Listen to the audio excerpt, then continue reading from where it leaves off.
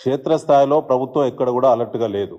జిల్లాలకు జిల్లాలు పూర్తిగా మునిగిపోయేటువంటి అస్తవ్యస్త పరిస్థితులు దాపురించిన ముఖ్యమంత్రి గారు రేవంత్ రెడ్డి గారు ఇప్పటి వరకు వీడియో కాన్ఫరెన్స్ కానీ ప్రత్యక్షమైనటువంటి విజిటింగ్ కానీ ముఖ్యమంత్రితో పాటు మంత్రులు అధికార పార్టీ శాసనసభ్యులు పత్తా లేకుండా ఇళ్ళకే పరిమితమైనారు.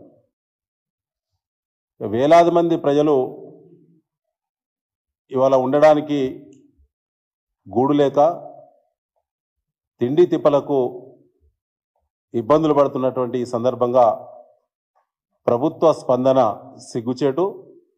ఏమాత్రం స్పందించకపోగా కలెక్టర్లు కూడా క్షేత్రస్థాయిలో ఎక్కడ కూడా వాళ్ళు అవుపడేటువంటి పరిస్థితి లేదు.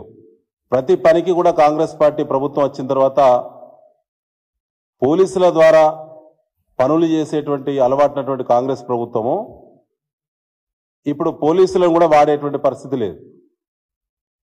ఇది వెంటనే తగు సహాయక చర్యలు చేపట్టాలని మా బీఆర్ఎస్ శ్రేణులు ఇప్పటికే క్షేత్రస్థాయిలో మా వర్కింగ్ ప్రెసిడెంట్ కేటీఆర్ గారు, అదేవిధంగా మా మాజీ మంత్రివర్యులు హరీష్ రావు గారు ఇప్పటికే క్షేత్రస్థాయిలో, మా శాసనసభ్యులు మాజీ శాసనసభ్యులు అనేక మంది బీఆర్ఎస్